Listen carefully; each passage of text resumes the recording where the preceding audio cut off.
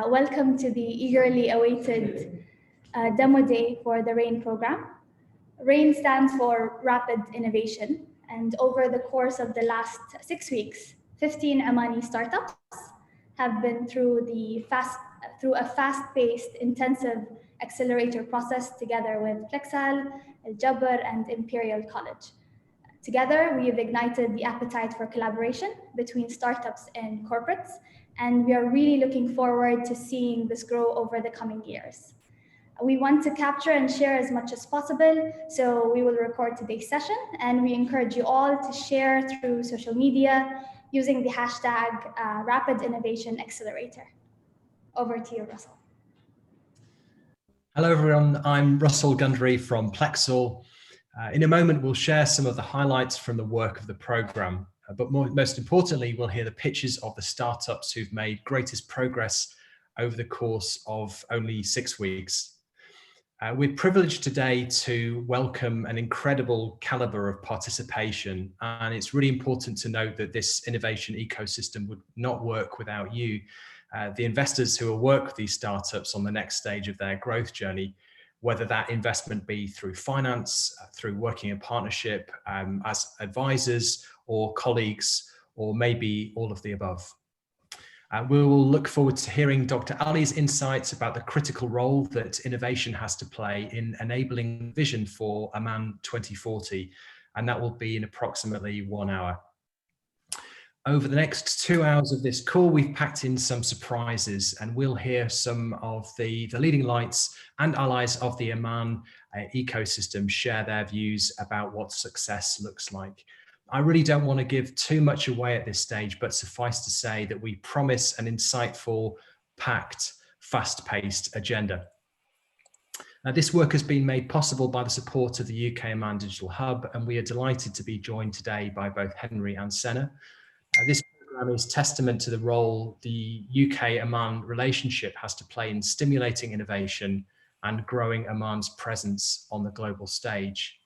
And to that end, I'm delighted to welcome James Goldman, Deputy Head of Mission and Her Majesty's Consul General, to say a few words of introduction on the importance of the relationship between Amman and the UK. James, welcome, and over to you.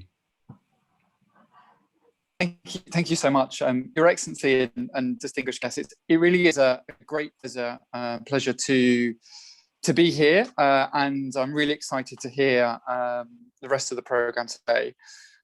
It is really a great pleasure for myself and all of the embassy team to work with our Omani partners on securing the mutual prosperity of our two countries. Under the recently signed comprehensive agreement on enduring friendship, we are working closely on culture, on education, growth, and many other fields.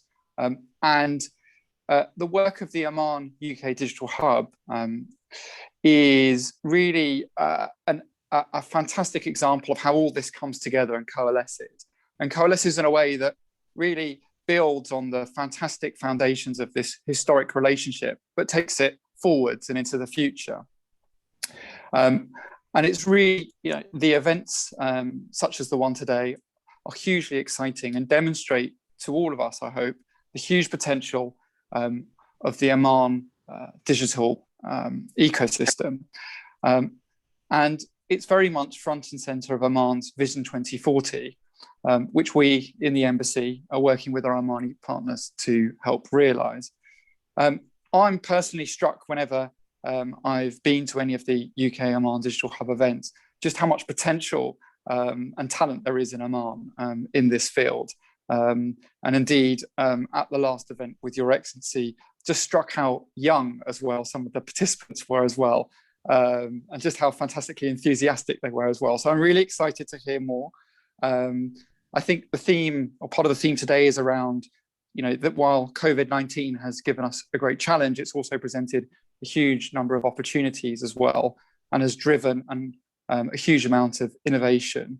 So I'm really excited to be part of the event today, as all of us in the embassy are. Really excited to work with our Omani partners, and really just looking forward to hearing more from the team and all the participants today. So thank you very much for having us. I look forward to hearing from the participants today and the panel. Thank you. Brilliant. Thank you so much for setting the scene, James. I mentioned earlier that there are 4 collaborators who've worked tirelessly together to shape and deliver this program.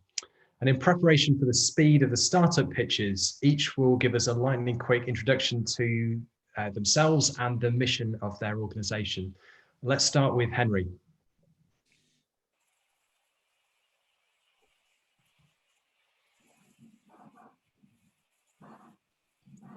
Henry, can you hear us?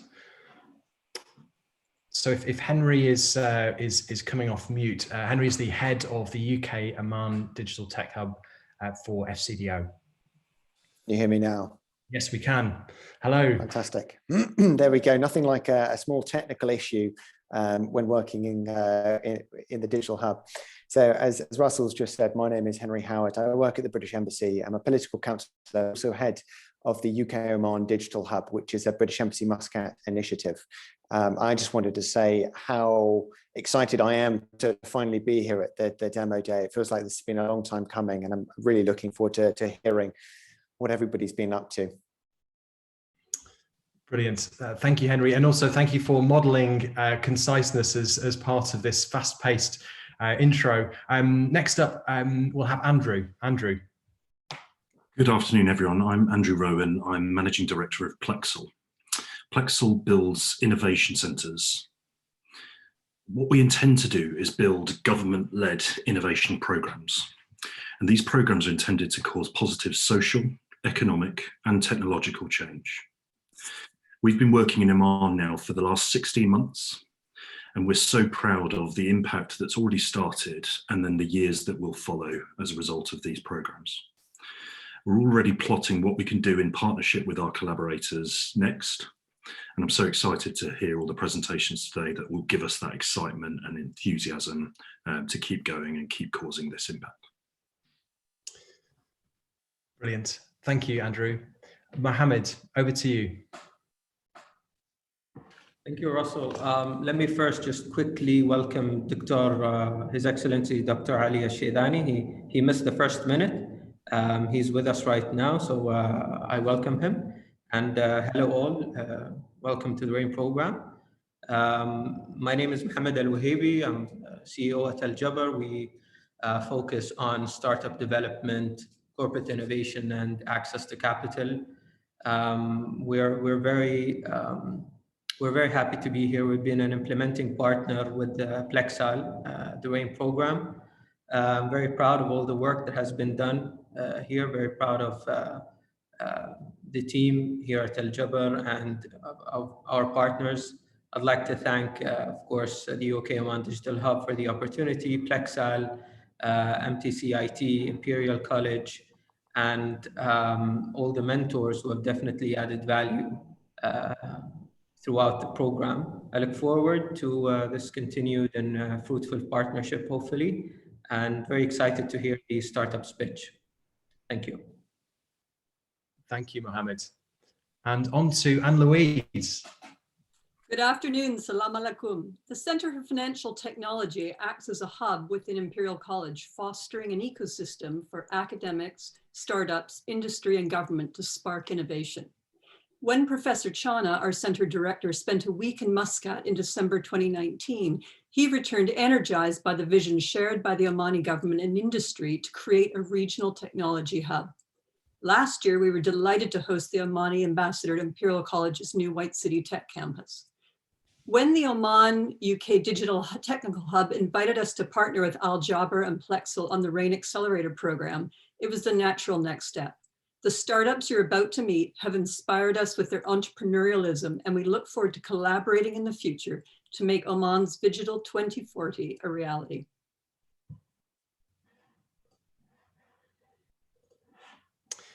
Thank you all. So it has been a real pleasure to work with the respective partners, and it was great to ensure that we achieved a high standard of excellence in the delivery and the impact of the program, which has been interactive, exhilarating, and of course outcomes focused.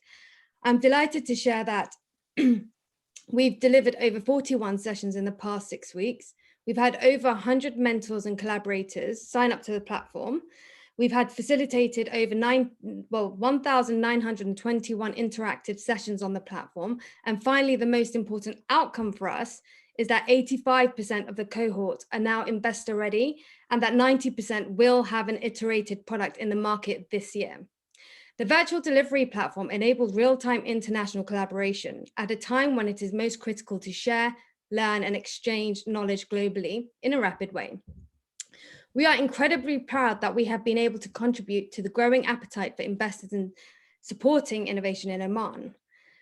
The list I'm about to mention is the startups that have made it onto our first cohort. I'll just quickly run through them. So we've got Marib Technologies, a blockchain-based e-voting platform, Oclick, a freelance marketplace, Behar Platform, livestock marketplace, Taffy Platform, a medical store, Tasket, a task-based marketplace, Watik is an educational tech platform, Tarwa Oman, a livestock marketplace, MSKKN, a digital real estate platform, Musketeer, a virtual social community platform, Labaka, an online gift store, Apimoth, a bee management company, Al Darbik, an online freights management platform, Data Academy, a learning platform in data science, Impact Integrated, an AI voice talent platform, and finally, Etica, a cybersecurity training and services platform.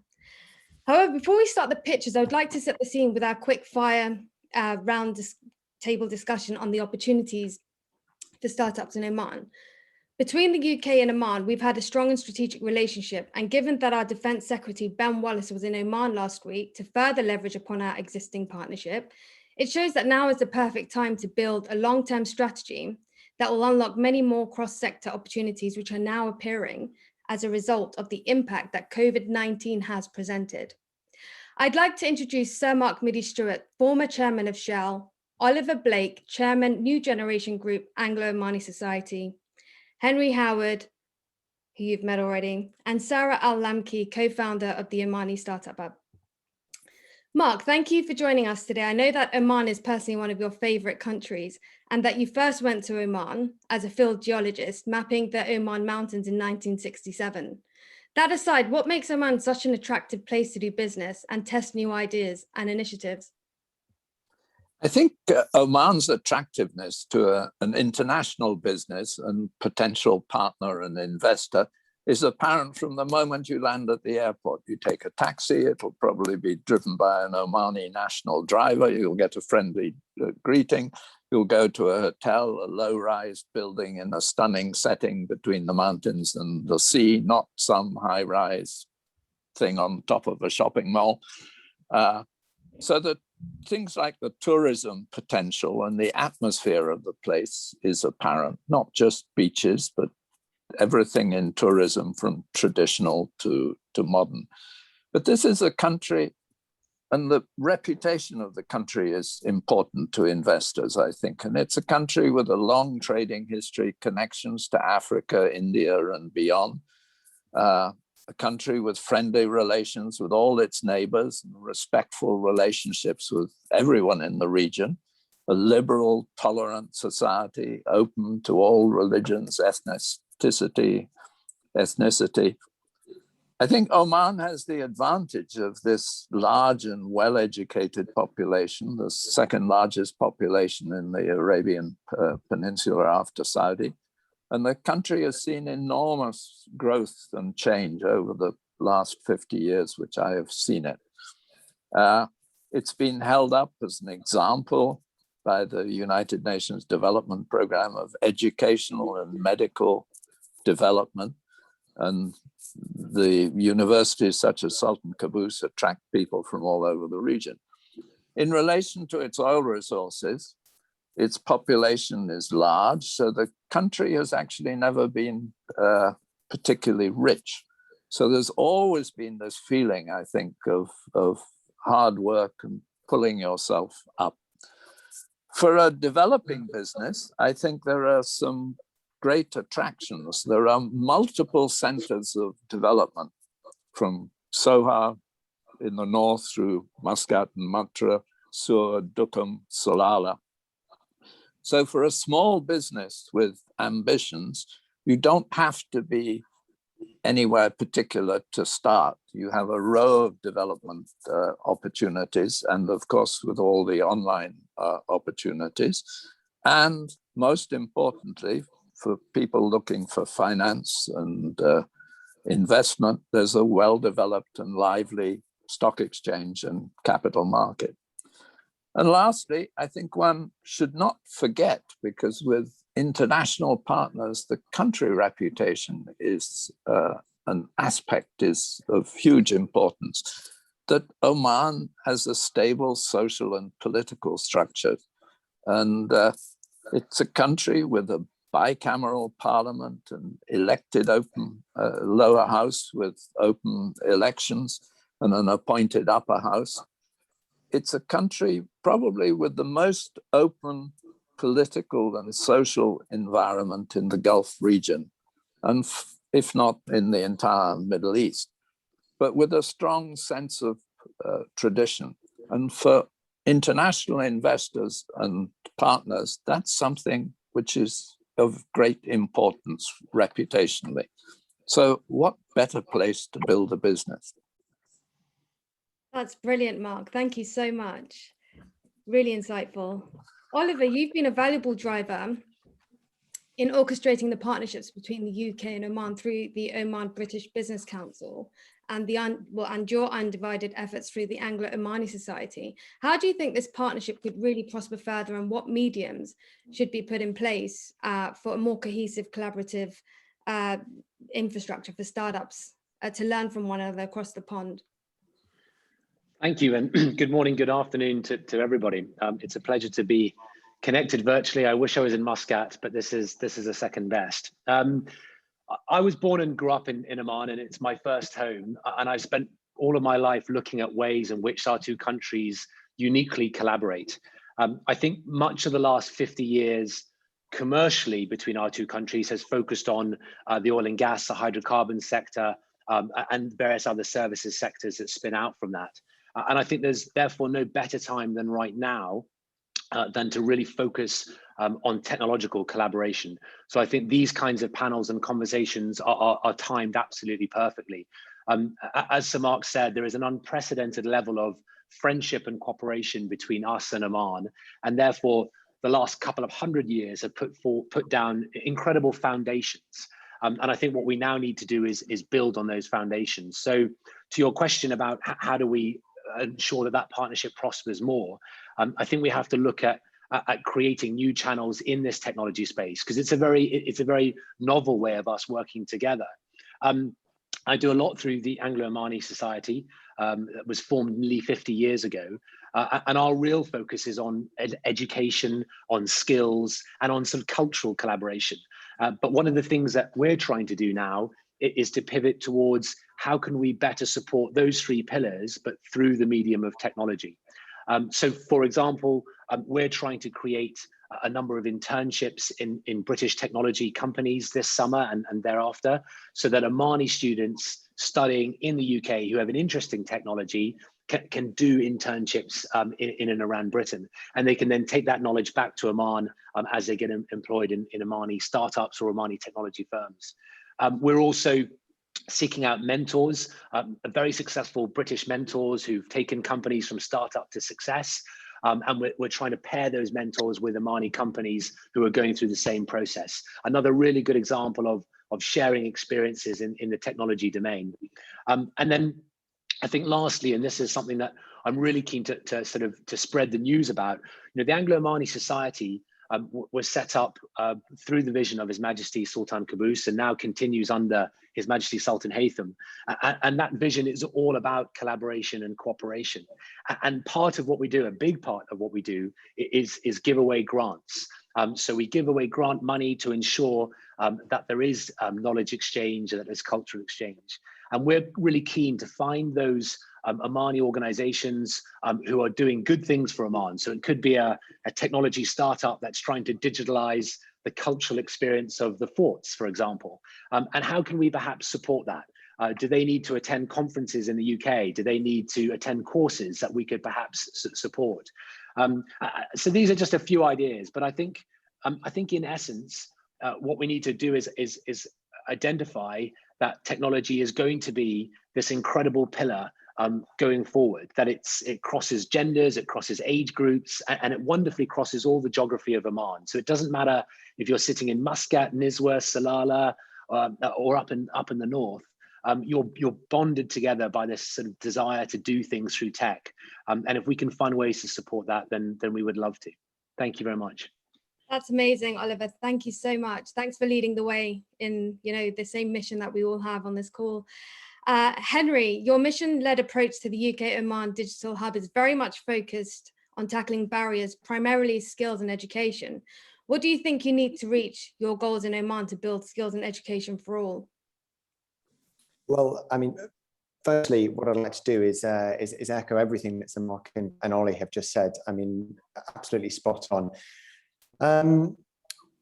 So, I mean, I suspect through the course of the next couple of hours, what we're going to see is that there's no shortage of talented and skilled individuals in Oman taking advantage of opportunities to build up their own businesses. What I wanted to do was talk very briefly, first of all, about the UK Oman Digital Hub and what we're doing. So firstly, those who are familiar with our program know that we are now working to two main work streams. One is digital skills and training, and the other is digital economy. That sprung up from an idea that to have a healthy ecosystem, you need to stimulate that ecosystem and you need to stimulate the skills. But which one should come first? Well, you need the skills to feed into the ecosystem, but also you need to demonstrate the success of that ecosystem and of SMEs that go into viable businesses to then inspire the next generation to develop the right skills to then be the next cadre of entrepreneurs. So we very much like the two need to be developed concurrently, and that's why our program is two-pronged approach. On the skills side, we're trying to develop skills at every level. So we have helped Oman develop its very first cybersecurity curriculum.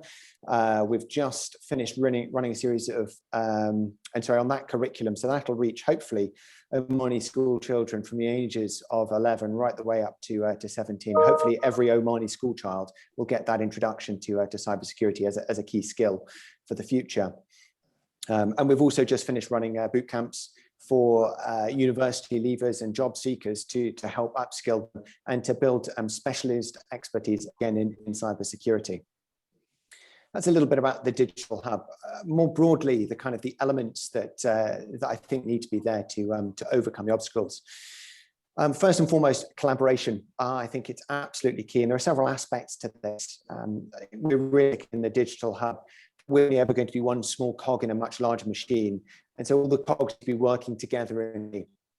So within the Omani system, in developing skills and education, there are clearly a lot of moving parts from skills and training providers like academia, Sultan Qaboos University, Advanced Cybersecurity Academy, through to ministries like the Ministry of Education and of course the Ministry of Transport, Communication and IT. And on that note, the MTCIT are already doing an excellent job of mapping out the ecosystem and identifying where there are niches for further development and trying to avoid any overlap and duplication. There's also international collaboration. I think that's why we're all here. Leveraging opportunities for examples of best practice. And I think the Anglo-Oman Society are a great example there in facilitating, in sort of being a middleman to demonstrate the value of partnership on both sides. Secondly, so after collaboration, it's a celebration of success. We need to demonstrate to foreign investors that Oman is indeed a burgeoning market. The risks might be greater, but and there's work to be done on overcoming obstacles to digital startups. But it's exactly that nascent nature that means that the Omani ecosystem opportunities are greatest. And that investment will hopefully drive further investment in skills and training. But it's not just demonstrating value to external investors. We need to demonstrate and promote the opportunities to the Omani youth.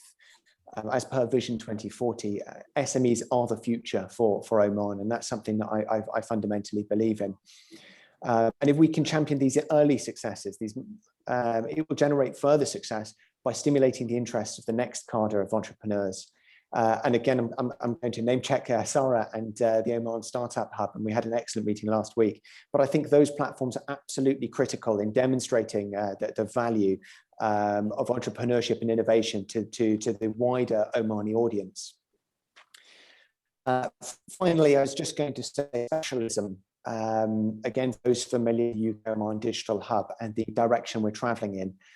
We've been looking at where there is particular UK expertise to share, and also particularly where there are areas for development in Oman, and cybersecurity is one of those areas. So we're going to start to be more specific to the field of cybersecurity into the future. We've recognised that Oman has a very tech literate youth and population, but we need to convert that tech literacy into tech savviness. Almost every Omani owns a smartphone. Oman is rated very highly in global rankings on capacity to access the internet, and social media is ubiquitous. However, anecdotally, finding specialist cybersecurity professionals is difficult for Omani employers, which means that more often than not, they're looking offshore to find talent, but also to find solutions to cybersecurity issues faced by Omani businesses. So in the future, we're very much going to look at building one area of specialism in cybersecurity. I'll just round off by saying, also we need to be realistic. As I say, we're only one small cog in a much larger machine, but this is the kind of enterprise that takes a long time and a lot of investment. So it might take many years for Oman to see the extent of the benefits. But on cybersecurity alone, just to throw a statistic in there, it's estimated that the market will be worth over $30 billion by 2025, and that's just cybersecurity startups in the Gulf region alone. So success for us is not that Oman has that entire pie, but rather they're able to take a slice of it, so they can see a sort of a large proportion of the value there of that $30 billion. And if we can help Oman achieve that in the next 5 to 10 years, then I will be very, very happy. Thank you, Henry. That was very thorough. Thank you so much. We share the same vision as you, so all aligned. Sarah, so you and your team have done a fantastic job at collecting and organizing a huge database to track the startup development journey all the way from inception to funding through your brilliant portal. How can corporates leverage homegrown Omani innovation in a more collaborative way? Thank you, Ketna, and thank you everyone for your insightful insight into the collaboration between UK and Oman. I wanted to talk a little bit about the Omani ecosystem. Young as it is, it's really been growing in the last 2 years. In 2019 and 2020, like James said, despite COVID, has seen a rapid growth in innovation and in programs such as this one and others that have been really active in trying to develop that innovation within young Omani startups. So we've really seen at Ush that expands in the ecosystem. So Ush, just to tell you a little bit about what we do, it's an initiative led by IDEO Investments, and it's the Oman Startup Hub, which we've abbreviated to Ush, which, as many of you know in Arabic, is a bird's nest.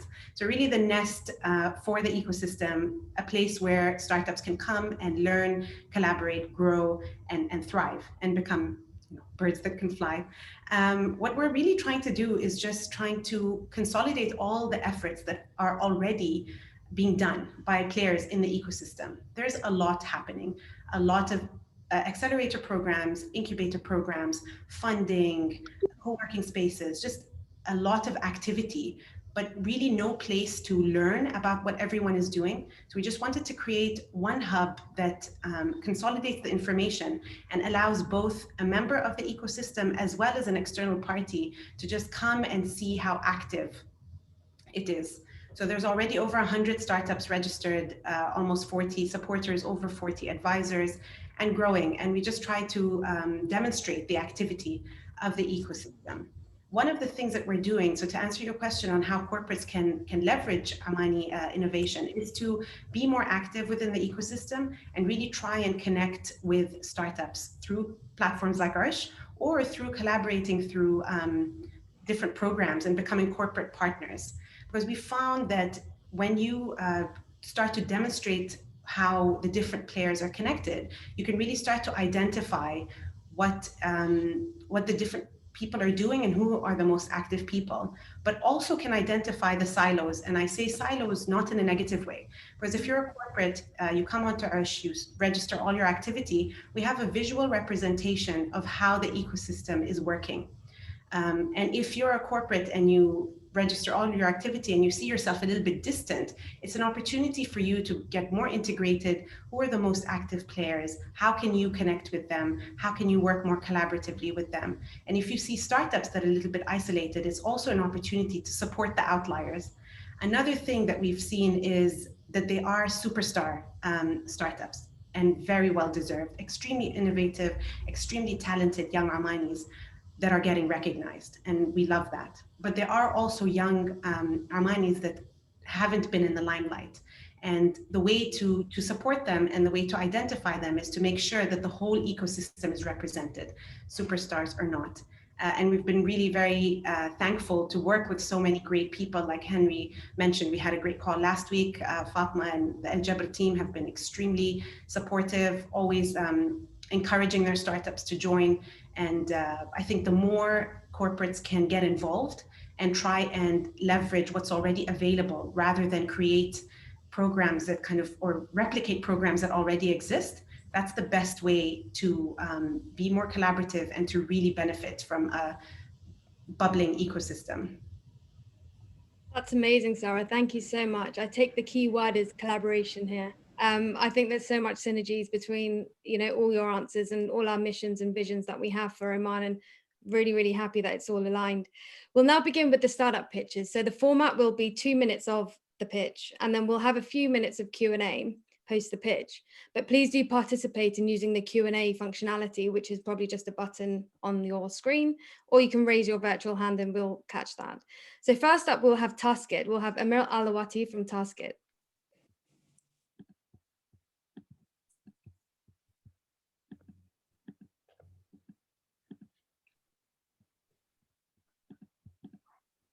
Assalamu alaikum, everyone. Just trying to share my screen here.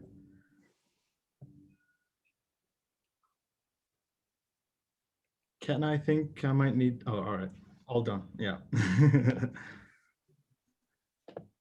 All right, okay.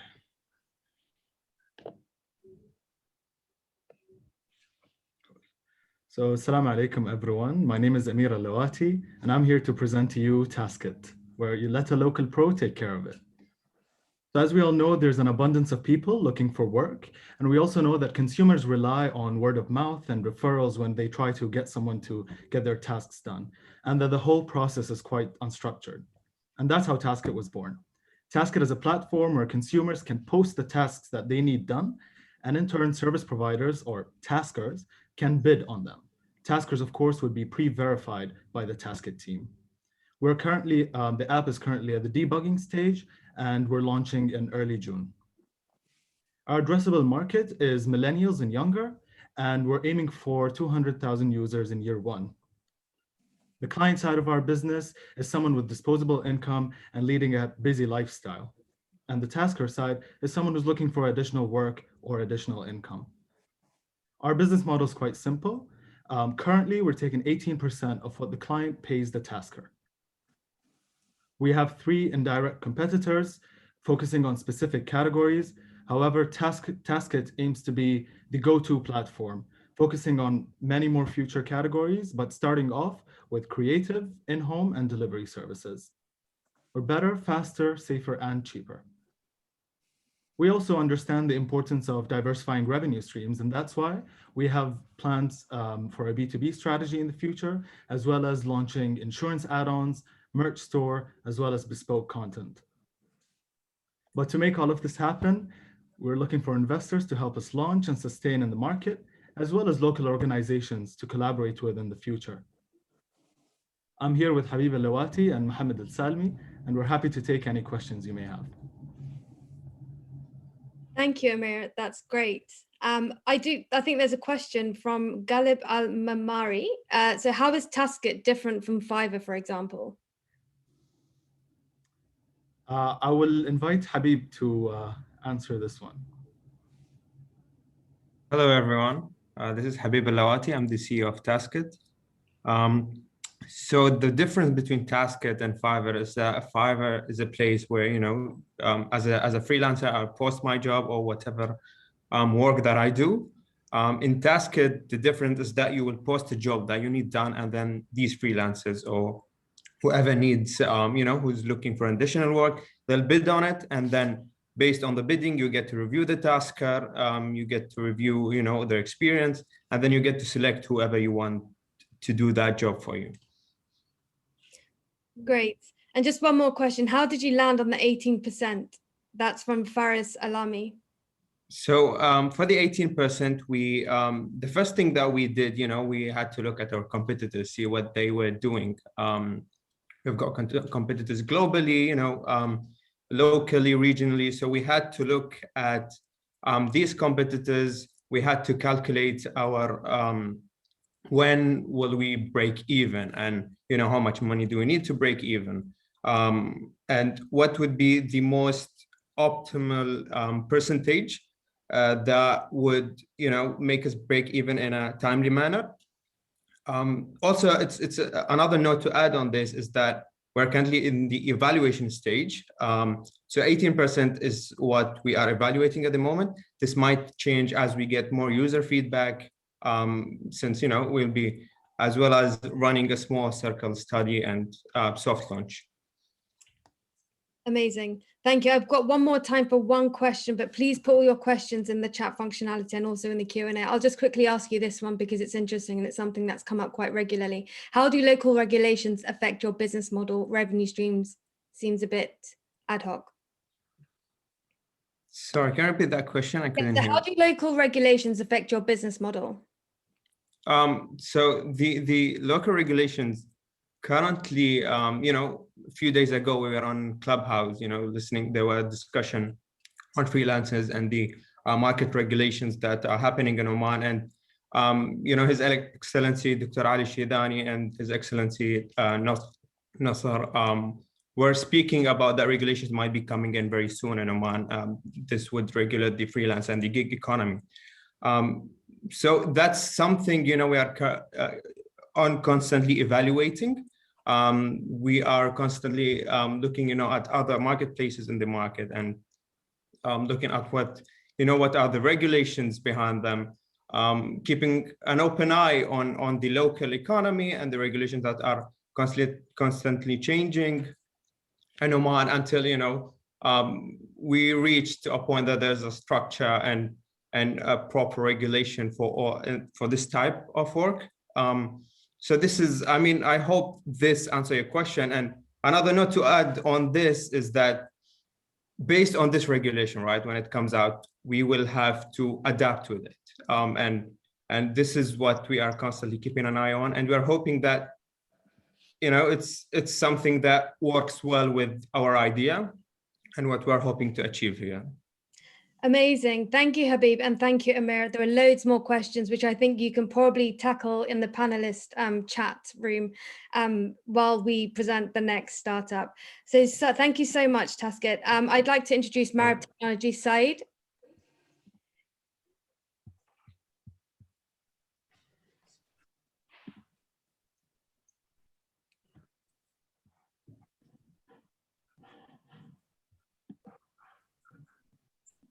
I guess you can see my screen, right? Yes. Yes.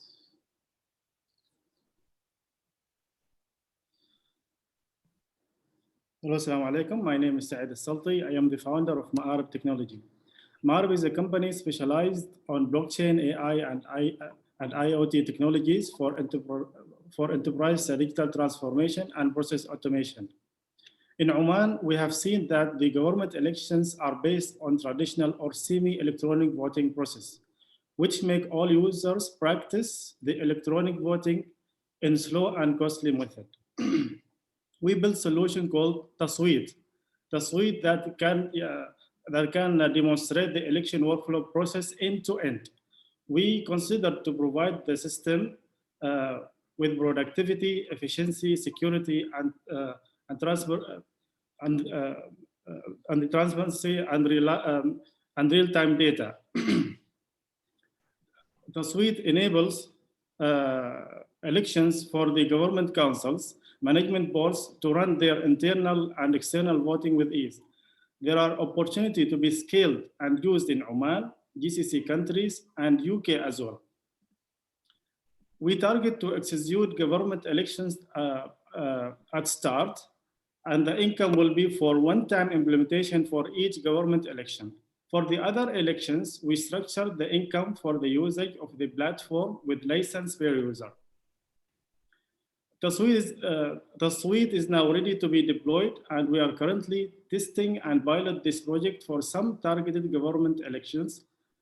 We work to ensure that the suite includes most of the workflow upon common rules and regulations followed for elections.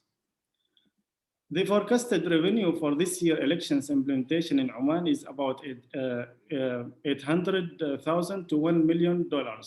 We are looking for investors to fund with $200,000 and join us to be part of our growth and success to scale this opportunity globally. Thank you and please contact us and join our successful journey. Shukran. Thank you, Saeed. That was great. Thank you. Very exciting. Blockchain and e-voting solutions definitely need to start. I will like some questions actually. So do we have any in the chat? So we've got, the government have already a system for voting in elections. Can there be an integration to the existing system?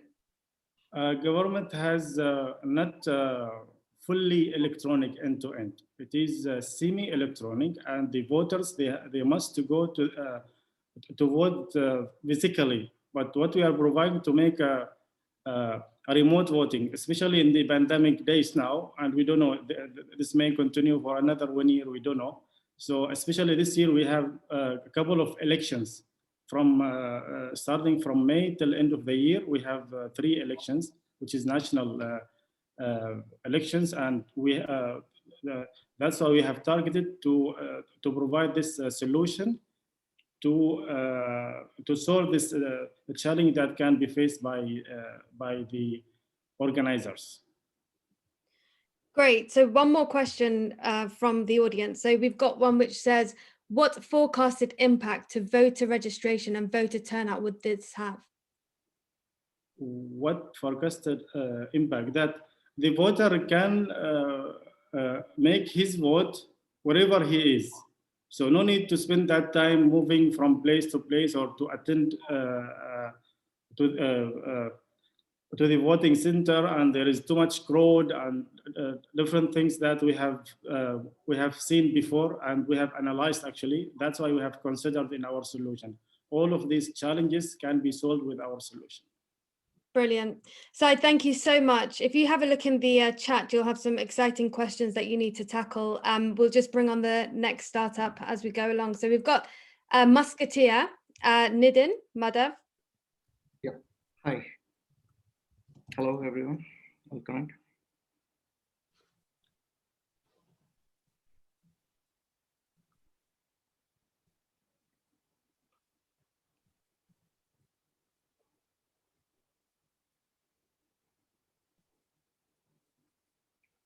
Good morning and good afternoon. My name is Nitin, and I'm the founder of Musketeer.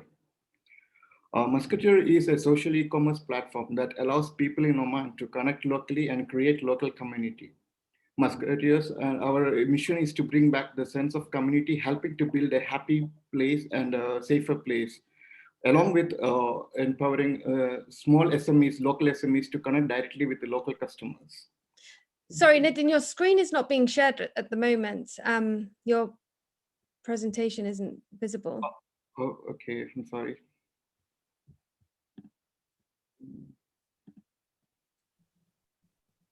How about now? Yes, thank you. I'm sorry. Shall I start from start? Yes, please. Thank you. Thank you.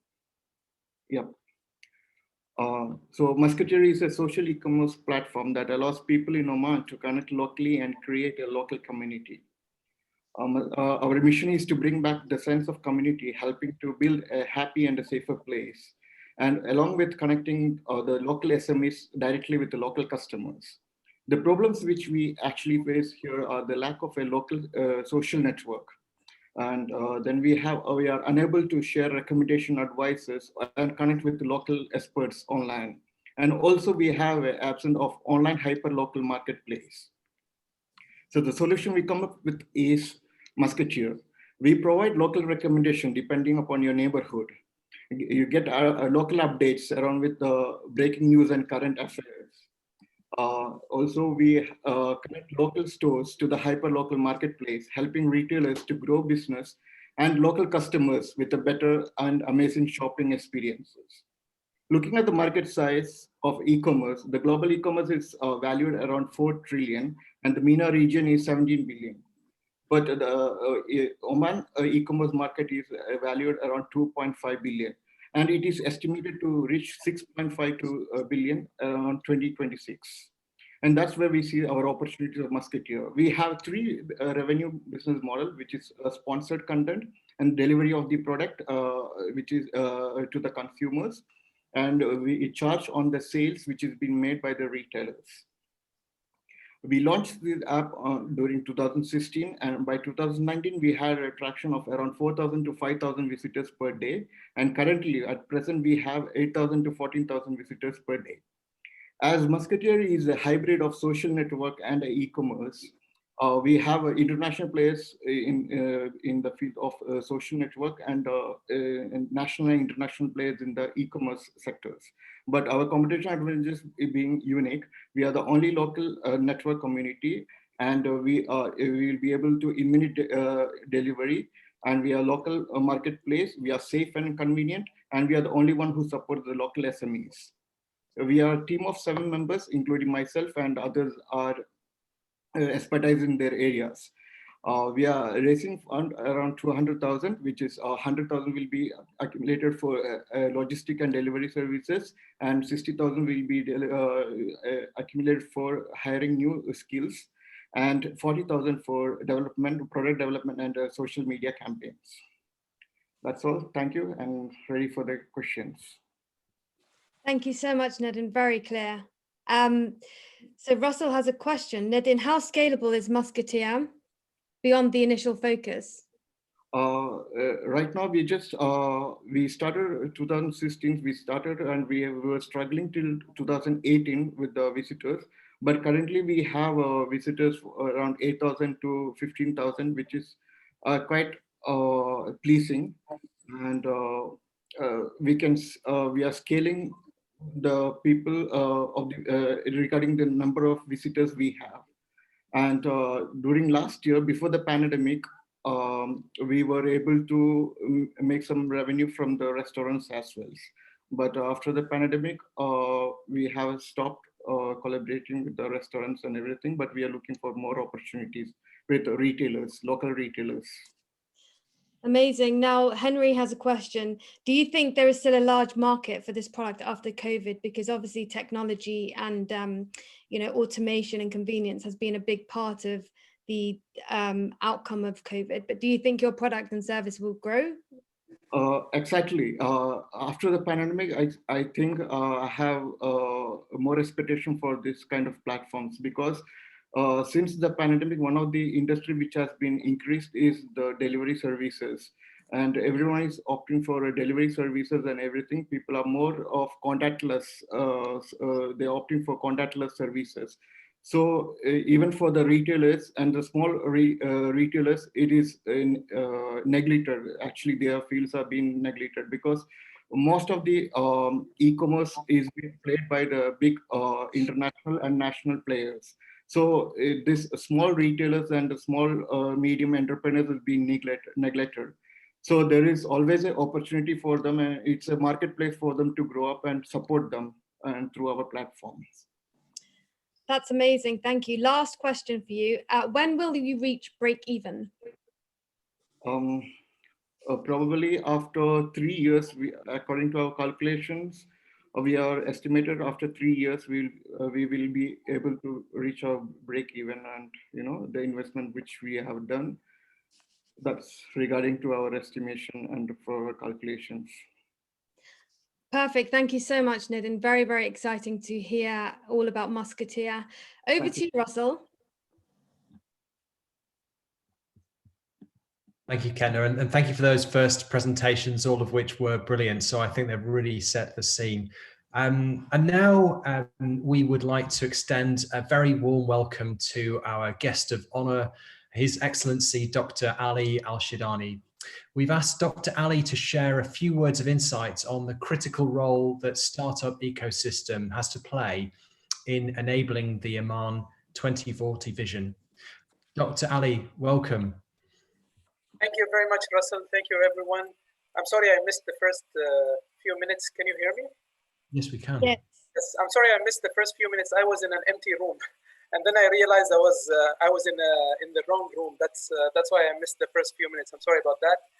Thank you all for making this happen. I remember when we were conceptualizing RAIN with Plexel, with the UK Digital Hub and Al Jabr, and I'm very happy and glad to see this happening. This is a fantastic collaboration between international, local, startups, a good mix between Omani expertise and international expertise to bring up the Omani startup ecosystem. I think this is fantastic. Thank you so much, Al Jabr, Plexel, UK Digital Hub, and every other collaborator and startups who have joined this program. Few words on Vision 2040. As you all know, the country is embarking on a new vision, Vision 2040, with a very aspirational dream. Oman wants to be a competitive nation with other countries in the world in different aspects, and digital economy is at the center and heart of it. In a nutshell, Oman would like to be a hub for GDP. GDP is goods, data, and people. We are qualified to be a hub for goods because of the logistics advantages that we have as a country in Oman. We are also, the country is also qualified to be a hub for data because of the interconnectivity. Oman enjoys more than 20 submarine cables connecting east and west. That's the main channel for connecting data between continents. And we are also qualified to be a hub for people because Oman is a hospitable country. The landscaping and sceneries are amazing. That's why we like to believe that we can be a hub for GDP. So Vision 2040, depends entirely on digital transformation and digital economy. And the way we look at it at the Ministry of Transport, Communication, Information Technology is that the digital economy stands on three main pillars: a digital society, digital trade, and digital government. We've started different initiatives to tackle each and every aspect of the digital economy. Helping startups and entrepreneurs is at the heart and center of a digital trade, where we want to have a thriving startup ecosystem, and that can only happen with collaboration between different entities, local as well as international. Just to run a few statistics, Oman, the current ICT contribution to GDP is about 2%. And we have a plan for that number to grow from 2% to 5% by 2030 to 10% by 2040. And this means that there is a lot of ground to be covered, a lot of work to be done by the entire ecosystem. However, we have good starting points. The number of ICT graduates as a percentage is one of the highest number of attained programs in the country. We have so many ICT graduates. The society is tech savvy, and so they are ready to take on new challenges in ICT. I mentioned before we have a very good number of submarine cables, which makes Oman a good place to attract data centers and cloud services. Add to all that, we think that cybersecurity. I think Another area of interest for the country is cybersecurity. And that's where we work very closely with the UK Digital Hub in several programs related to cybersecurity. We think that Oman has a competitive advantage in cybersecurity. Oman is ranked 16th by the ITU in terms of cybersecurity readiness compared to all other countries around the world. So I think we have covered good grounds there in cybersecurity. But there are other focus areas that we are looking into, in addition to cybersecurity, data centers, and digital transformation, such as artificial intelligence, such as space exploration, and so on. One more thing that we also focus on is we would like to promote Oman as a testing ground for fourth industrial revolution technologies when it comes to technologies such as AI, drones, blockchain, and so on. We think that we can become a very good test ground for these kind of technologies. It will help us locally to create the right regulations for these kind of technologies, as well as developing safeguard towards implementing such technologies in a larger scale. When we talk about startups, I think one of the colleagues mentioned that I think that it was Henry, that we are working on a startup, mapping out the startup ecosystem and what's available in Oman's startup ecosystem and where should we focus on and what should we do to make the startup ecosystem a vibrant ecosystem that results in unicorns in the future. We have done an exercise and it is not well finished yet. It's still in the making, but we have at least mapped out the strong areas and the areas that needs improvement. If you allow me to share my screen, I can show you something that might be of interest to you. Can you see my screen? Yes, we can. Yeah. So this just shows the different startup stages, starting from ideation, concepting, committing, validating, scaling, and establishing, all through the formation, validation, and growth stages, as well as the different verticals when it comes to the startup ecosystems. Entrepreneurs, whether we have the skill set for entrepreneurs, entrepreneurial expertise, and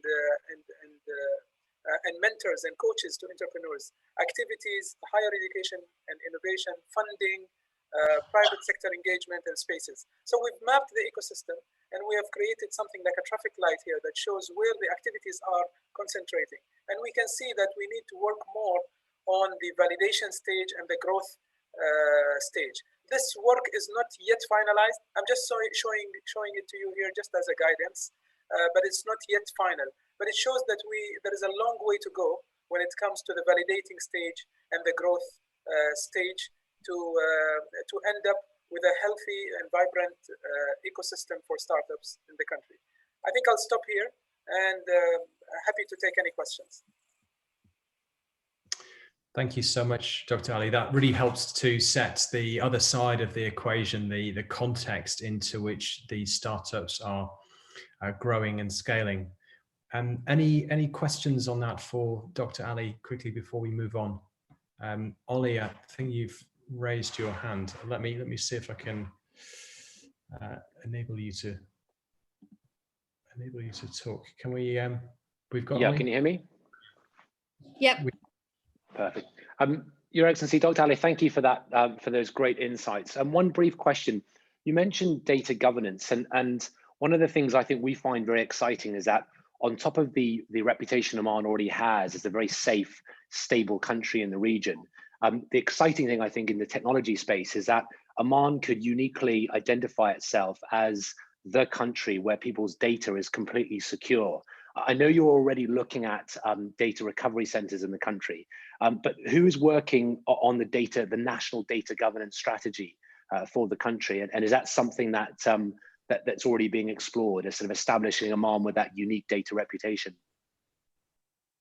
Thank you, Oliver, for the question. When it comes to data governance, it's a multi-stakeholder work that the ministry, our ministry, is collaborating with different entities that are responsible for data. You know that data is a cross-cutting subject. It cuts across so many industries. And so indeed, there are some proposals on the table on data governance in the country, and there are some legislations that are being reviewed right now. And hopefully these legislations will help us a lot to indeed attract international companies to come and host their data in the country here in Oman. And it's very important today. Data and governance, it's extremely important, and we are working on it. But we are not doing it alone. We are doing it with other stakeholders as well in the country. Thank you, Dr. Ali. And there's a couple more questions that have come through the chat. I'll summarize those. So Faris has asked about wanting to hear more about some of the key plans around addressing these opportunities. And there's another questions that I think sit underneath that, talking about regulations and laws, whether there are opportunities to enable trial periods in order for startups to test their solutions. Let me start with trial periods. And recently, the Central Bank of Oman have issued a sandbox exercise where any fintech solution in the payment space can apply for a trial period. And that's one of the first attempts that we have started here in the country to allow innovators to innovate, and then a regulation can be built based on the innovation itself. There is another call for participation by the TRA on a telecom regulatory sandbox. And so whenever we see that there is a need for more sandboxes to be developed, we will work on them. Thank you, Dr. Ali. And I think we've possibly got time for one more question. So we have a question about how can we support Omani startups to become regional players, i.e., across the Gulf region? So there are many things there, and we've had several discussions with startups in the ecosystem. There are issues related to funding, investments, the law, increasing the number of VCs, enabling more funding mechanisms such as crowdsourcing and so on. There are so many things that can be done, and we are working on them. Things cannot happen overnight, but we are working with different partners to try to make this happen. And the good thing about this is that there is acknowledgement and appreciation of the role of startups, specifically tech startups, the role that tech startups can play to advance the digital economy.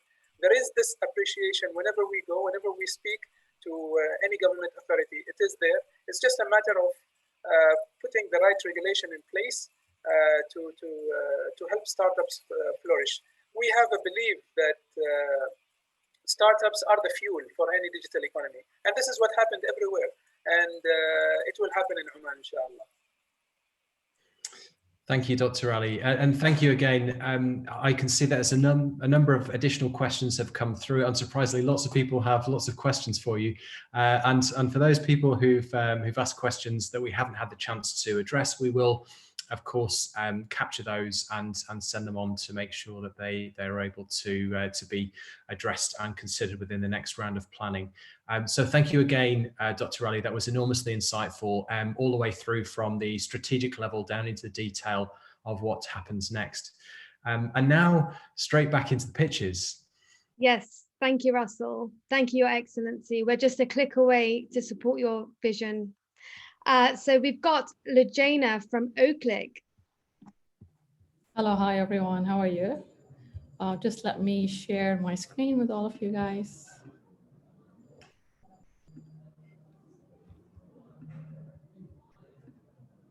Okay. Are you guys able to see it? Yes. So let's start now. Hello, everyone. This is Lejana Al-Adwani from Oaklick team. I will introduce our business with a short story to make it more interesting for all of you guys. So let's start. So this is Ali. He runs his own business and he has so much to do, but he can't afford hiring someone full time. And if we look on the other hand, we have Saeed. He's a freelancer and he has skills in accounting and financial services. So Ali wants to hire someone like Saeed, but he has the same problem so many business owners have when searching for freelancers. So the first problem that we're looking at, it is time consuming to find the right talented freelancer, and we all have been there, and there are limited supplies for jobs. As well as, and most importantly, it is risky sometimes to work with a freelancer without a detailed contract and a secure payment gateway. So introducing now our solution, and this is Oclick website. Oclick is a freelancing website that will allow you to search for retail services and purchase them online instantly, from business to marketing to design to web development. Along with this website, we're creating a community that will help us to impose the freelancing concept more in Oman and on the GCC countries as well. So based on statistics, it shows that there has been a huge demand for freelancing services in Oman and the whole MENA region. And this shows that we have an opportunity to expand outside the country. Our business model is simple, 15% from the freelancer side. Where we are right now, we are at the MVP stage, at the validation stage, where we have built enough traction already. So now the most important side is our ask. We're asking for 100K USD dollars to develop, operate, and market our website. We're closing our fundraising in May, so the time is clicking if anyone is interested. Along with that, we're looking for a possible partnership opportunity to expand our network circle. So now introducing our team that will be able to turn this idea into reality. Thank you all for listening. And now we're up for any questions. Thank you, Lujana. That's really, really fantastic. Just to let everybody know, it just shows the power of speed when using freelancers. Apparently this video took a freelancer 1 day to create. So over to questions. Do we have any questions on Oclick? Feel free to ask.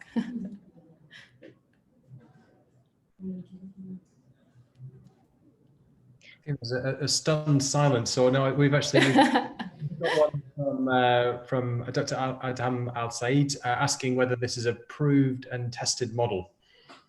Yes, we have tested the model. We are at the MVP stage, as we have mentioned. We have a demo already where we have connected a couple of freelancers with clients already, but we are still on the validation stage. That's why we're looking for an investment to further this idea into building like the actual website from scratch, like a better version of our website. That's amazing. And I've got one more from Ali Adnan Darish. What is your current revenue? So, okay. As I mentioned, we are at the MVP stage. So I'm going to tell you our revenue for the first year of operating and the second year. So if we look at our net profit, we're looking at 70K US Omani Riyal for the first year, and then it will jump more than the double on the second year. And that's only if we focus on the Omani market. But if we expand outside Oman in the regional term, we will have a huge potential, especially if we expand to Saudi Arabia or United Arab Emirates or Kuwait. That's amazing. Last question is this going to be in Arabic or English? We will have both. We're in a country that speaks both languages, so we're going to have Arabic and English. So it will be suitable for everyone, maybe Spanish in the future. That's amazing, Dana. Thank you so much. Any other questions, just please put them into the Q&A and we'll move on to Watik Saeed.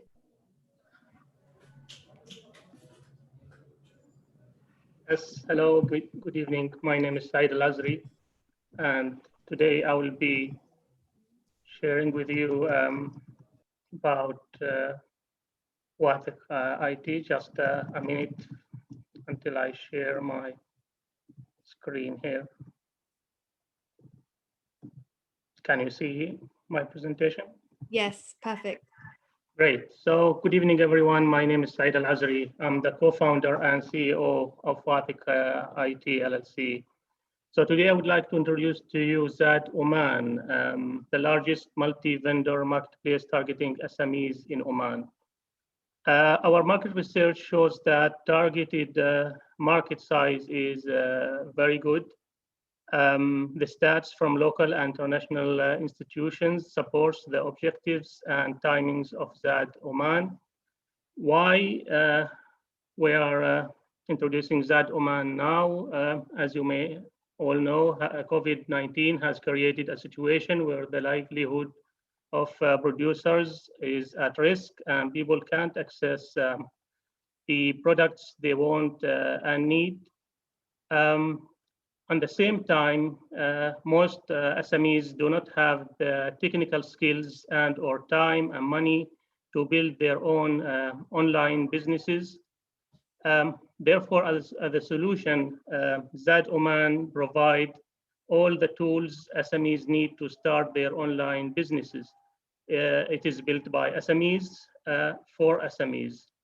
I would like to emphasize here that our solution offers a comprehensive package of services in one place. So we go beyond the traditional online stores to guidance, consulting, connecting, and also helping the startup or SMEs growing. Right, and also we offer affordable subscription plans for merchants as per their needs. Our traction so far is, I would say, good. We are gaining momentum with time. As for competitors, the only service that we claim that Zad Oman is the only service that is tailored to the needs of Omani SMEs, including the option for merchant shipping. We have a great team who are have various background, skills, and experiences. For the opportunity today that we are presenting here, we want to help more SMEs by onboarding them on our platform. We are not seeking direct financial investment at this stage. However, we do need partners and sponsors to amplify our messaging and endorse our mission. So come join us and be part of Zad Oman's success journey. Thank you. Thank you, Said. Very, very well done and a really nice presentation. So we do have some questions. So we've got one from Henry.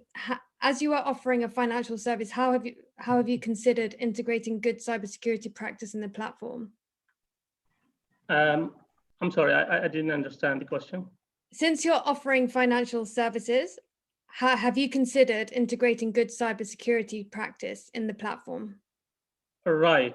So we have partnered with Thawani, another SME who has proven themselves to be the first Omani startup to offer an online payment, and they have got the credit from the Omani National Bank.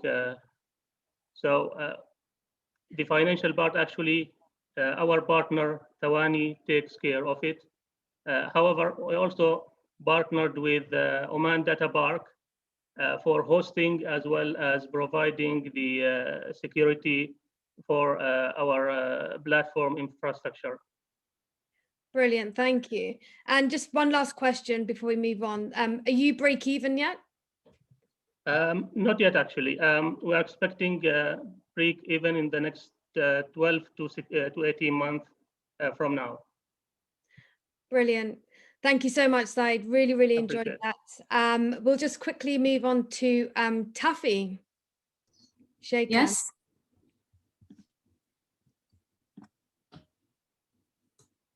Welcome, everyone. This is Sheikha Rubai, the CEO of Ta'afi. Ta'afi is a medtech company which mainly focuses on creating smart solutions to serve medical institutions. Our first product, Ta'afi, aims to connect medical institutions with patients through virtual experience from consultation till recovery. During the past years, we have been very determined to create value to serve medical institutions by enabling them to be accessible regardless of their physical location, besides giving users access to various healthcare options in a more convenient way, securely, not only serving people in remote area, but also developing the whole tech system. We are talking about one of the most developed urban market, which is healthcare and medical. Our target customer is medical institution, which is B2B business. We are selling packages, which is mainly usage-based. These statistics belong to Ta'afi web application. We reached to 15,000 follow-up sessions through us. Adding to that, the pandemic has affected people behavior. Besides, it has raised the real importance of platforms. This leads us to talk about competitor. Ta'afi provides her customer with different services which are linked and selected. The services are linked and also the product itself. So the example of the web application, which is connected to the inner system for medical institution, and both are connected. What Ta'afi will be the next destination, medical destination?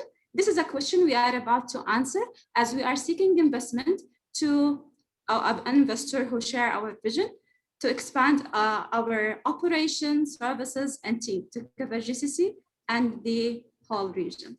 Thank you and looking forward to work with you. Thank you so much, Sheikha. Do we have any questions for Tafi? Yes, we do. We've got Oliver Blake. Have you been able to speak to Babylon in the UK and understand their relationship with the NHS and any data around UK use of remote diagnosis? Could you say it again, please? Sure. Have you been able to speak to Babylon in the UK? No? No, okay. Yeah, but it's a good start to speak to them to find out any way of cooperation and so on. Definitely. It's almost about exploring their relationship they have with the NHS and any data around the UK use of remote diagnosis, just to understand their business model better would be a good conversation to have. Yeah, there was a little bit like of the connection, trying to connecting with them, but it's on our hand that we are building the business plan to submit to them. And then we see managing a kind of meeting. Sheikha, we've got some very popular questions here. So we've got one. Have you also considered tie-ups with pharmacies alongside hospitals? Yeah, in a point, but we start to build the trust as a new startup entering to the medical field. We try to build the trust first to operate and to pilot with different selected number of medical institutions, where to develop the first MD and the second. We are now about to launch the real web application with taking in consideration the validation of and the feedback of this medical institution to develop the whole product. So yes, it's a point maybe in like not the first year, but it could be the second. There's a Thank you. coming in the Q&A I can see as well. There's one for Dr. Adam. Al Said has asked whether the system is already up and running. Yeah, you are able to find Ta'afi as a web, just click, you can scan, this is my LinkedIn, but the all social media lead you to the web application, which is already running. And we have around more than 3,000. It's like 35 to 40 booked appointments daily till now. Brilliant. Yeah, lots of questions are raising. Yeah, so I think the best way to do this, Sheikha, is probably after your pitch, just have a look at the chat and start, responding to those questions, because you've got more questions than everybody right now. So I'll just move on swiftly. Thank you so much, Sheikha. So we've got Etika, we've got Zainab from Etika to present. Yes, I am here. Thank you very much.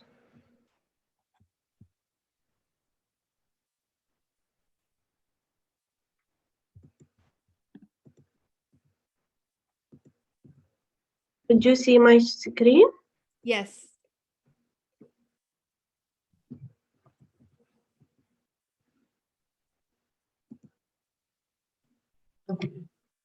Assalamu alaikum. This is Zainab from Ittiqa for Cybersecurity Services. We're implementing our experience and knowledge in cybersecurity by Ittiqa. So, as we discussed today, there is a big gap and problem in cybersecurity. As we study the market, we find the gaps it is in the procedures. Most of the organizations, they don't have proper procedures for cybersecurity implementation.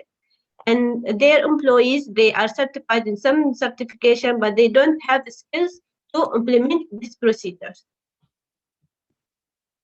We're thinking for the solutions by implementing a platform which can the employees get the training and then prepare the gap analysis for their organization and gets the recommendation and best practice of the solution and products. We already start with the EC Console and the Rukn al-Qada as a training institution that we charge them 30%, and we prepare the gap analysis for the organization and give them the recommendation, and with the Starlinks, they provide the solution and products. There is big gaps in the market, especially now for the fourth industry requirements. There are many solutions. It is in the cyber, so there are needs for security also. We focus more in the B2B because we have different challenge. Until now, we have 5 challenges to get the profits for the institution, for the organization, for the certification, and for the products. We don't have direct competition. We are indirect competition, and we are different by our expertise and our creative of solutions, and we bring the better results. Our team, we are now 3, and we have experience. We work in different governments, and we already certified some certifications. We have business growth plans, so we need some funds that can help to become bigger. It is my pleasure for today. Please take my details. I will be very happy to contact with you. Thank you very much. Thank you, Zainab. That's very well done. We've got one question from Sanjeev Sriram Madhavi. Does Ethica provide some premium-based cybersecurity content or training, or can Ethica provide some starting cybersecurity 101 kind of low-cost training for customers? Yes, we are training management. We are not providing the training. We are conducting the trainer with the different institution training, and we are managing. We make the marketing. We are the customer care for the students, and after that, our work will start as a gap analysis and risk assessment. Clear? Thank you. Do we have any other questions for Ethica? Yes, we've got Sheikha. So thank you, Zainab. Any contracts won yet in Ethica? Do you have any current contracts? Yes. We have 2 organizations. As I discussed it, we already start with the EC console. We have students, more than 10 students. We have also provide documentation. Last week, we provide one organization, third-party security documentation, policy procedures, and forms. Brilliant. Thank you so much. We're going to move quickly to Impact Integrated. Samira, are you here? Yes, I'm here. Hi. Perfect.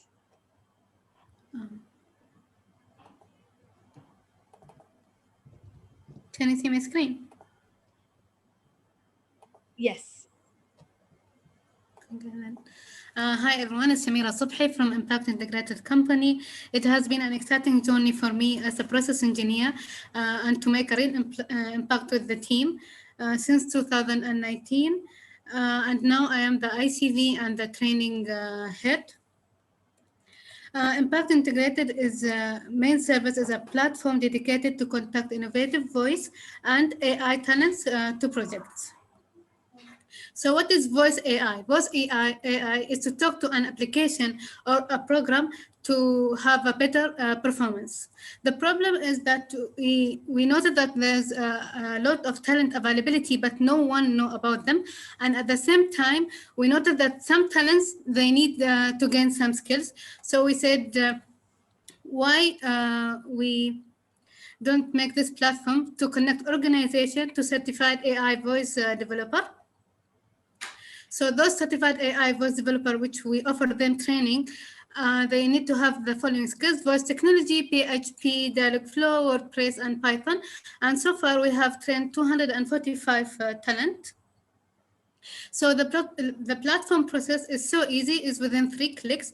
The first click will be the login. The second click will be the dashboard, and the company will have 2 choices to upload the project. And the second choice will be to contact directly to the talent. And the third click will be the payment. And from where we're getting our payment is from traction and training fees. So this is the international marketplace, and what make Impact different is voice. The ask, we are asked for an investor within 150,000 Omani riyal, and what we will invest on: product development within 25%, developing the team on 25%, expanding the business, which is marketing, and finally hiring new team members.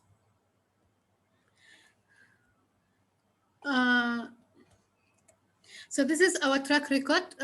We had made with our trainees or our talents 3 platforms with 3 different clients. And also we have the impact investing, which is the project corporate social responsibility training programs, which is NAMI. It was for the COVID-19 pandemic, and Miro, it was for the Omani ecosystem. And we have also the future of work.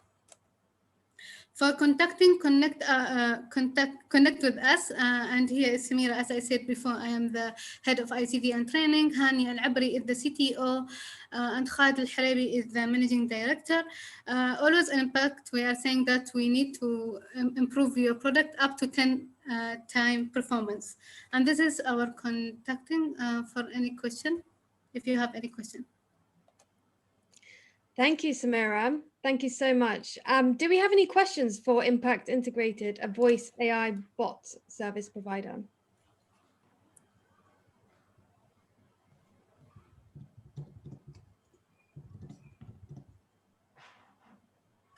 Samira, could you tell us a little bit more about the role of AI and the importance of it in your solution? The role of it, we choose one technology in AI, which is chatbot. And chatbot is very important in all platforms because as you can use it in any time. There's no specific time. Yeah. So this is kind of my answer. Brilliant, thank you. And what's on the roadmap for the next stages of development? And to develop our website more and to increase our team members. Brilliant. Thank you so much, Samira. Thank you all for those exciting pitches, really different and I guess exhilarating. Over to you, Russell. Brilliant, thank you all. So it's great to see the hard work that's gone into these presentations, and truly fantastic to see the progress that's been made over the last 6 weeks, which seems like a very short amount of time. The journey for Oman 2040 is now well underway as Oman shifts its focus towards diversifying its economy and shifting sources of income. We're also thrilled to hear about the new incentives that will stimulate the business climate, reducing tax for small and medium businesses, as well as a range of measures to support foreign investment through the Duqm Special Economic Zone.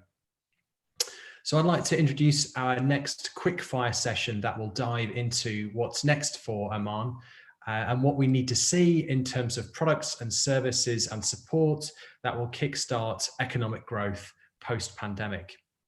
We'll hear from His Excellency Makbul Ali Sultan, former Minister of Commerce and Industry, from Suleiman Hadrami UCT, Head of New Technology Implementation at PDO, and Mohammed Al-Wahibi, CEO of Al-Jaber.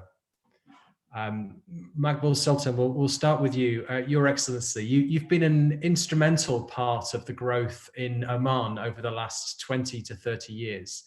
What do we need to see in Oman going forward, and which sectors do you think will shine in the next 5 to 10 years? Thank you. Well, if you look at one of our most important goals, we'll see what we need: an educated and disciplined workforce in a stable economic environment. Now, the Vision 2040 has got all what we could do and what we should do. However, there are many things which will change in this post-pandemic era. If we look at our different sectors, we see in the Vision 2040 the traditional sectors, the other sectors, but what we talked about today is the technology. What we will see in the post-pandemic age is completely different, a new world We spoke about AI and robots and blockchain and all these things. Now these have to be introduced in all these sectors. If we take some of our sectors, which we think, and I'm sure they are very, very important, like tourism, fisheries, logistics, minerals, manufacturing. Now, these will not run as traditional sectors. They have the development of this sector will change. The marketing online and the marketing era will change. So are we ready for these things? What I heard today from you, I'm very proud and very happy for what you are doing. And I think this Omani-British collaboration will really help. Now, in addition to these sectors, we are already working on the new energy and working in the new areas. Probably Sulaiman and Mohammed could tell you more about them later. But we talk about the blue hydrogen, about the green hydrogen, about the solar energy, about the wind energy, and all these new industries, which will be very, very important for all of us. However, one thing which is to me very, very important sector is the human resources development. Now this, I think, is a very, very big challenge, if not the biggest challenge. And in addition to the theory which we teach to our students, we have to change the educational method and we have to change the training methods. Today, soft skills, discipline, and even military training, we have got outward bound and these things to be part of the education. We have to teach our students to teach themselves. So it's not teaching them what is in the books and the theory, to teach them what they think. There'll also be more collaborations between the college and the industry. No degree should be given. No one should get graduated unless he has worked for 6 months, 9 months in the industry and then the new technology in what we see in the world today. So without these, really, if we want to succeed the way we have our Vision 2040, which is an excellent vision, is to feed in these things and change the training and the education. And what you are doing, of course, is very, very important. And I think with all these efforts, we will make it and we should make it. Thank you. Thank you very much, Your Excellency. It's wonderful to hear the longitude of time and your views, and also the vote of confidence in the startups. That's absolutely fantastic to hear. Suleiman, let's come to you next. PDO have had early mover advantage when it comes to collaborating with startups and SMEs. And you've been operating your technology hub for over 60 years now, and with a great list of accelerator programs in place. And what do you want to see in terms of innovation and development, particularly when it comes to the energy sector? Thanks, Russell, and thank you for giving me this opportunity to participate in this amazing forum. I think listening and hearing to the output that you have made possible through this forum really makes me feel proud. Very positive about the outlook on how we can create new industries with these innovators coming into play. Now, just to give you a bit of background, where are we running in PDO? Just excuse me a minute. Just forgot the power source. So where we are today, I think, as you know, PDO is the biggest contributor to the oil and gas revenue in the country, and because we are much an oil-based economy, so PDO has a big responsibility to deliver oil and gas continuously to enable cash flow and also to reduce the cost and expenditure of oil and gas recovery. So in general, by mandate, we are forced to be active in terms of technology and innovation. So in the past 25 plus years, there has been so much going on in the company, bringing small startups from outside, bringing mature technologies, establishing local industries. If you think about it from drilling up to logistics, So it's all part and parcel of what PDO is doing day to day. Now, in the technology and innovation part, I'm sure you've heard about the Accelerator program PDO has been running for the past couple of years, around 4 to 5 years now. We have more than 3 cohorts already in progress in that accelerator. And the target is actually to achieve that development of local startups that can eventually grow into small businesses that can provide employment and generate revenue for these small startups, and also to provide solutions to our industry. Now, where are the opportunities and where do we need to focus more? And if you think about it, we're a multi-billion-dollar annual budget industry. So much being spent on services, on solutions that is required to drive our oil and gas production.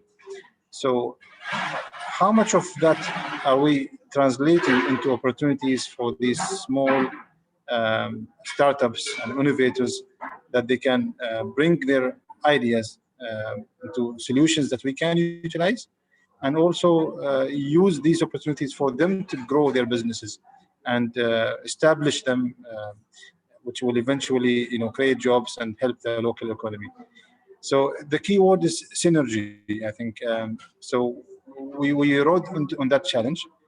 A few years back, we were working with different academia institutions, and we thought of an opportunity. Why don't we expand that opportunity to all the other industry players, all the other companies?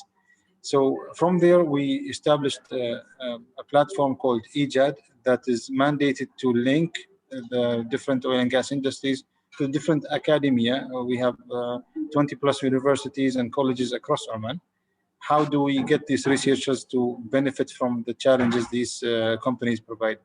Now, the same thing can be applied when it comes to small businesses and innovators. So we need to see more synergy between the other oil and gas operators, the other big companies, and also between the small and the small businesses and the innovators around the country, to link their ideas, their solutions to what does the business need. And if we find that link, if we can hit that sweet spot, I believe we can generate huge opportunities simply because of that link. I hope that really clarifies the direction that we're moving.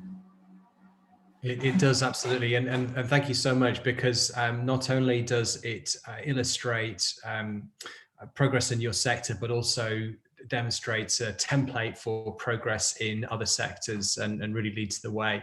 So thank you both for the specific and for the general intelligence there.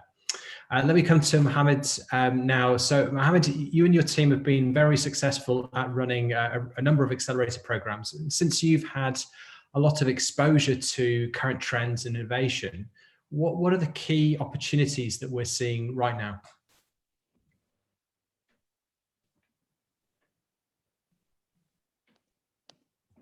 Thank you, Russell. We've started working on startup accelerator programs more than 3 years ago, and we have observed how each year there are significant developments in our ecosystems. So as far as trends and opportunities go, I believe I can break them down into 4 layers. Firstly, we're noticing there's a certain direction we're heading towards, that being major transformation in some regulations. There's still a lot of work to be done there, but I believe we're heading towards a more open market that stimulates and encourages innovation. Second, with the introduction of new funds, VCs, angels, and family businesses venturing into entrepreneurial investments and soon corporate VCs, which allows Oman to be positioned as an ideal launchpad and gateway to regional markets, as His Excellency Dr. Ali mentioned, becoming a testing ground or a test bed for fourth industrial revolution technologies. Now, we have witnessed last year an unprecedented amount of funds investing in startups. The third important layer and great opportunity is the talent pool that can be found at this time in Oman. We have a relatively young demographic, and contrary to previous generations, these young individuals are seeking opportunities in the private sector, as well as a fair amount of migration happening from the government sector to the private. We also have a well-educated, well-experienced individuals who are aggressively looking for opportunities in rising startups or founding their own. And lastly would be consumer behavior, which have altered perhaps permanently due to the pandemic. This has accelerated the move to e-commerce, edtech, clean energy, and digitizing businesses in general. Now, we have seen startups using new technologies to build solutions because simply transferring offline processes online might not be sustainable nor feasible in the long run. Therefore, innovation here is key. And perhaps as we recover, the need for a hybrid approach that can combine the online and offline experiences to work seamlessly together would be more important than a fully online or a fully offline solution. So we do have a growing infrastructure. There are lots of opportunities. The main pillars or building blocks are set, but we're also at a crossroad. We either capitalize and double down on investing in entrepreneurship, or we will be left behind compared to how fast regional ecosystems are growing. Thank you, Mohammed. That really communicates an incredibly complex picture very succinctly, and how fantastic it is to hear from three people with such a broad and deep view of the Oman ecosystem, and also some challenge in there about what we need to do in order to assure its success going forwards. Now we've got two more brilliant presentations to hear, so just two more pitches. First, we will hear from MSSKN, and it's over to you, Beda.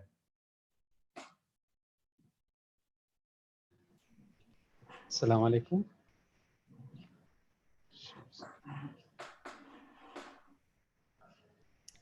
It's clear with you? Yeah, we can see you on your screen. I am Badr from Muskin Company. I think from this picture, all we know what's the subject. When we are looking for properties, I think each one he was looking to rent or to sell. And in Oman, he doesn't find a specific platform to rent. So what will happen?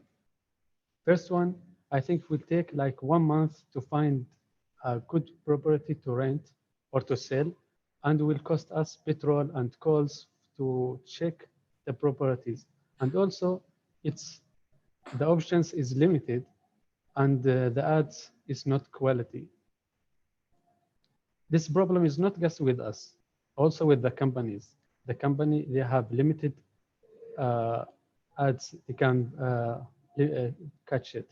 And the operations will cost them more. And also lack of real estate marketing is a little bit have their problem, because there is no specific platform to marketing on it. So they are use many platforms. Like Sheikh Maqbool, what he say, should the industry or sector run with the technology? So with Muskin, we link it between the real estate company and rentals and sellers.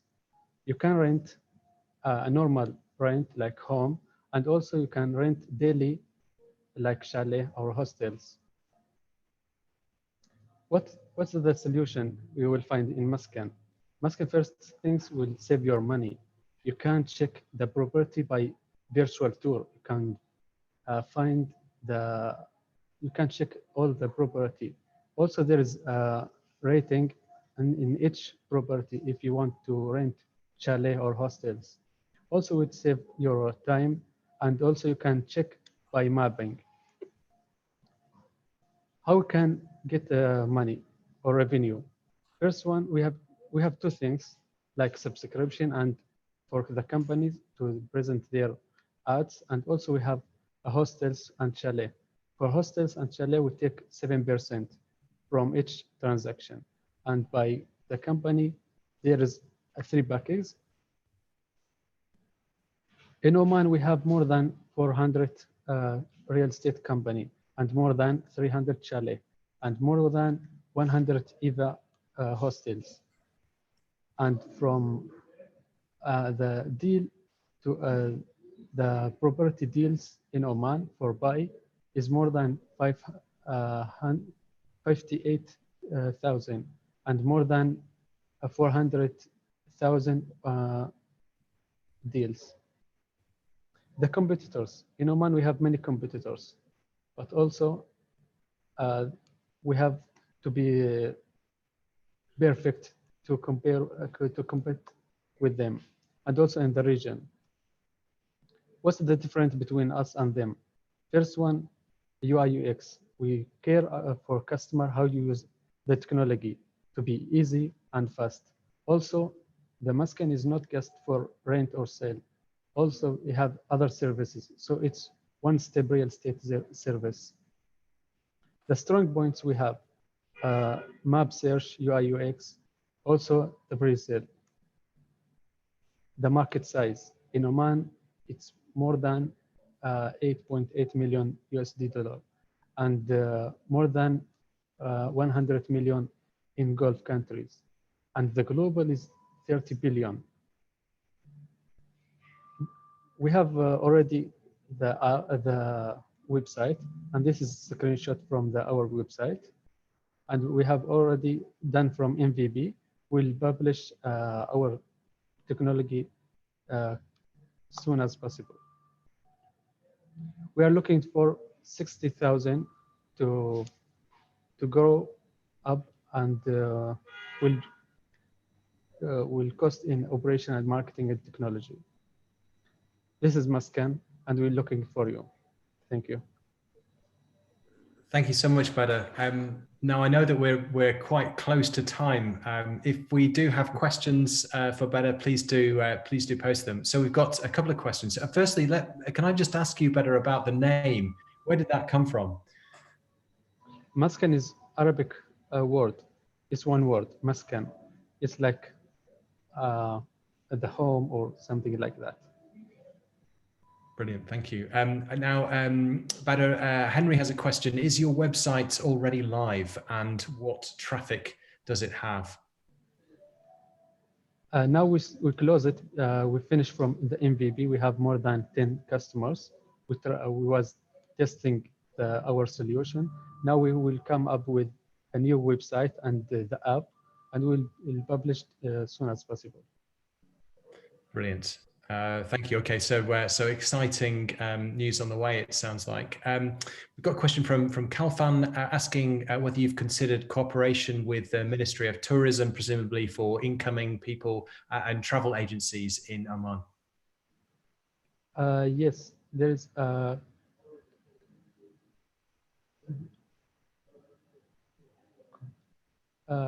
didn't understand what's mean.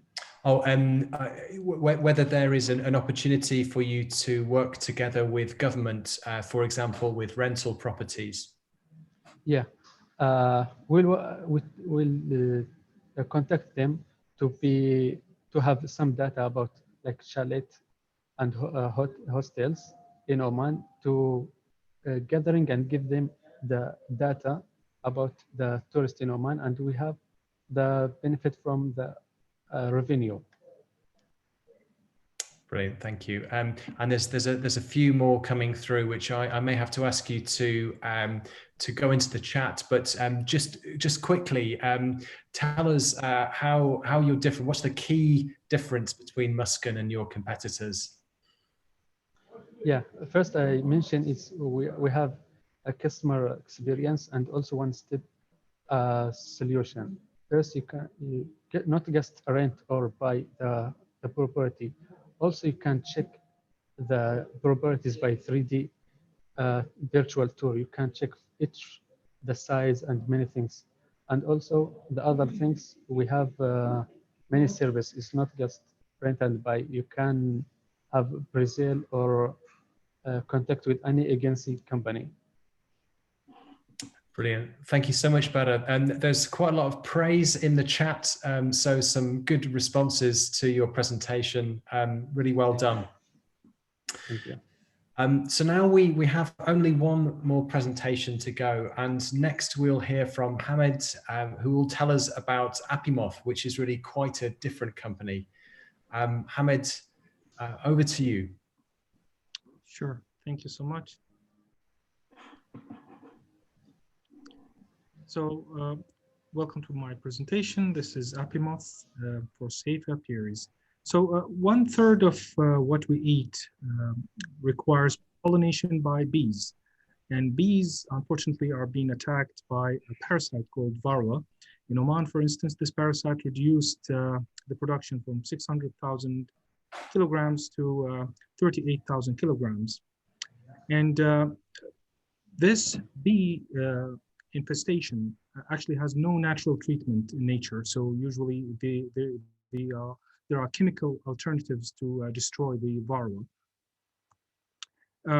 We came up with a solution which is 100% natural and is proven to kill varroa on site and is harmless to the bees and actually is nutritional to the bees.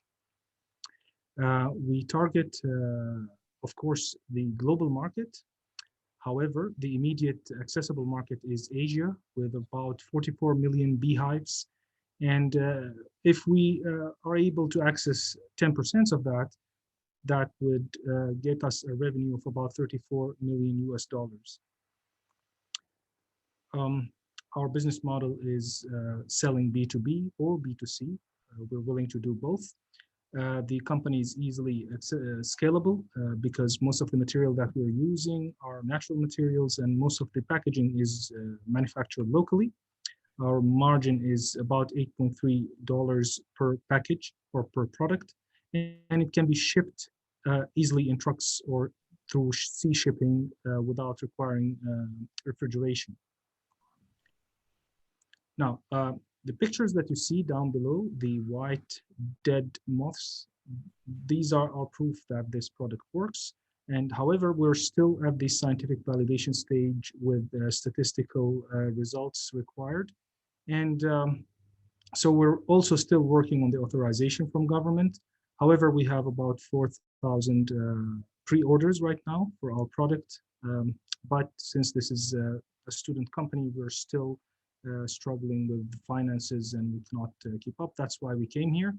Now, Apimoth is a product that can be used anytime, year-round with the honeybees. And it's, of course, a product that feeds the bees and it does not affect them and also kills the varroa. However, compared to other competitors, we are a little bit more expensive, and that can be understood given that we are using natural ingredients and not chemicals. We are here inviting investors to invest in our company. This is the cost breakdown to start the investment for producing 800 kilograms of our product. And that would cost somewhere about 54,000 US dollars to begin with. And below is our contacts. Thank you very much. Thank you, Mohammed, and thank you for such a clear and well-structured and well-thought-through presentation. If people have questions, please do raise them. Lujana's is saying a great and unique product, and on that, I think there is a question. So, what differentiates Apimoth? The bee management is a global challenge. What's different about this? Well, the products that are now there, at least in the Omani market, and there are 2 of them, they're both chemically based, whereas our product is safe to the bees and is not a chemical product, it's a natural product. The products that exist require a period after their application to the beehives so that you can harvest your honey, whereas our product will not require that. Plus, we can be used off-season or on-season. There is no limit to when the owner of the beehives can actually use our product. And it's, of course, safe to be consumed even by human beings as well. Brilliant. Thank you. That's a good vote of confidence. So a couple more questions. So Mohammed's asking whether this is patented or is there a route to patent? That's something we're looking into right now, actually. But it's patentable. That I can say. Yes, yeah, that's good to see. Anne-Louise is asking, how long will it take to get the Department of Agriculture to approve this for use? Actually, we're looking into it right now, and we hope we get answers. We know that the process is complicated somewhat because it's a unique product, and this is still new as a procedure. But even if it's not done as fast as we hoped, so in Oman, we're willing to take it to a global scale and ask for something like this from abroad. Brilliant. And I think that starts to touch on Salim's question as well about international marketing. Have you started to look at that yet? Not yet, actually, but we actually contacted a focal person in Europe, and he's willing to host us for a while, and we can take it from there. He's actually head of an organization in bees. Brilliant. Well, it sounds like you've really started to consider the routes to scale, and the difference is really clear. So thank you so much, Mohammed. That's fantastic to see. You'll see that some other questions in the chat, and I thoroughly recommend that you go in and start to have a look at those. We will, of course, circulate those later as well. Thank you. So thank you again, Mohammed, and thank you to the brilliant presenters today for all of the hard work that they've put in. All that remains for me to do is to pass back to my colleague Fatma to close us up for today. Thank you, Russell, and thank you for all of our participants today. It was a pleasure, and it was really fantastic listening to you all. Thank you for everyone in participating in today's ceremonies. It's been quite a journey. We started this collaboration together with Flexal by conducting a rapid response research report in 2020. And throughout the work, we've encountered many resilient individuals who, amidst an ongoing pandemic, were able to innovate and build solutions that can enrich our lives. We certainly learned a lot from them and fed this learning into our program. On behalf of the RAIN program team, I would like to thank His Excellency, Dr. Ali Shidani, for his support throughout the program. I'd also like to thank you, Your Highnesses, Excellencies, and all of our guests today. Special thanks to all of the mentors from both UK and Oman. Thank you so much for investing your valuable time with the startups, and most importantly, well done to the startups for investing their sweat equity into amazing progress over the course of the last 6 weeks. The RAIN program's mission is to cross-cultivate the efforts between UK and Oman and transfer knowledge and best practices between the two countries.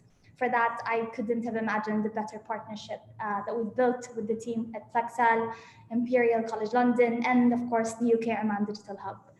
In the next few weeks, we will be compiling a full analysis and a detailed report that will highlight the milestone and impact from the program delivery. And we're really, really excited to share this with you. This important chapter in the growth of the Omani tech ecosystem. Everyone on this call has a unique part to play to further cultivate and nurture the talent that we've witnessed today, providing the right environment and the right opportunities for them to grow. We can't wait for the next steps in this journey, and we urge you all to get in touch with us or to the startups directly to explore this potential. Thank you all again for your participation and for your support. Enjoy the rest of your Sunday. Ma salama.